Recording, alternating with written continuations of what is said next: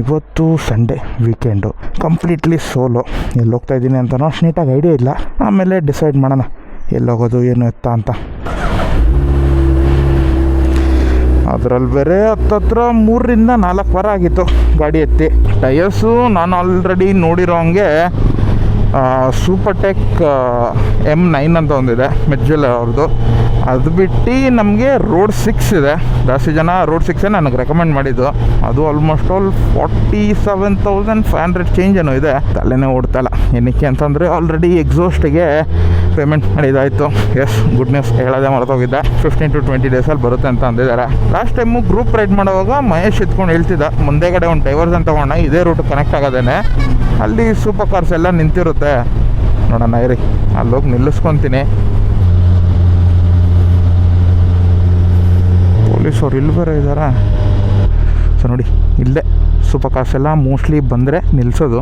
ಗಾಡಿ ನೋಡಿ ಎಷ್ಟು ಕ್ಲೀನಾಗಿ ಕಾಣಿಸ್ತಿದೆ. ಜಾಸ್ತಿ ದೂರ ಏನು ಹೋಗ್ತಲ್ಲ, ಸುಮ್ಮನೆ ಚಿಕ್ಕಬಳ್ಳಾಪುರ ಹತ್ರ ಎಲ್ಲಾದ್ರೂ ಹೋಗಿ ಬ್ರೇಕ್ಫಾಸ್ಟ್ ಮಾಡ್ಕೊಂಡು ಬಂದ್ಬಿಡೋಣ. ಯಾಕಂದರೆ ಮುಂದೆ ನೋಡಿ ವೆದರ್ ಹೆಂಗಿದೆ ಅಂತ. ಯಾವುದೋ ZX ಇದೆ 6R. ಓ ಕ್ರೇಜಿ ನೋಡಿ, ಸಿಂಪಲ್ ಗರ್ಟಸಿ. ನಾನು ಅವ್ರನ್ನ ಮುಂದೆ ಪಾಸ್ ಆಗೋದಕ್ಕೆ ಬಿಟ್ಟೆ, ಅವರು ಒಂದು ಜಸ್ಟರ್ ತೋರಿಸಿದ್ರು.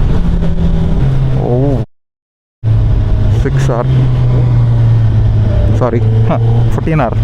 ಒಂದು ಸ್ಪ್ಲಿಟ್ ಸೆಕೆಂಡ್ ಹಂಗೆ ನಮಗೆ ಕವಾಸಾಕಿ ಬಾಯ್ ಸಿಕ್ಕಿದ್ರಲ್ಲ, ಅದರಿಂದ ಕಾನ್ಫಿಡೆನ್ಸ್ ಹೆಂಗೆ ಬರ್ತಿದೆ ಗೊತ್ತಾ ಹುಡ್ಕೋಕ್ಕೆ. ಓ GS ನೈಸ್. 615R. ಓ 6R, ಸಾರಿ R8, ಸಾರಿ R6. ಸಾಕಾದಾಗ ಕಾಣಿಸ್ತದೆ. Nice. SC project. Oh BMW i8. Okay, ನಮ್ಮ ಬೆಣ್ಣೆ ಮಸಾಲೆ ದೋಸೆ ಬಂದಿದೆ. ಬೆಣ್ಣೆ ನೋಡಿ ಹೆಂಗೆ ಬರ್ತಿದೆ ಆಚೆ ಕಡೆಗೆ. ಹಾಂ ಒಳ್ಳೆ ಬೆಣ್ಣೆ ಮಸಾಲೆ ಇತ್ತು. ಇವಾಗ ಕಾಫಿ ಹೇಳಿದ್ದೀನಿ, ಕಾಫಿ ಕುಡ್ಕೊಂಡು ಬಿಡೋಣ. Okay, thank you. Oh multi ಸ್ಟಾಡ ಬ್ಯಾಕ್ ಫೇರ್ಸ್ ಎಲ್ಲ ಬರುತ್ತೆ. ಕ್ರೇಜಿ.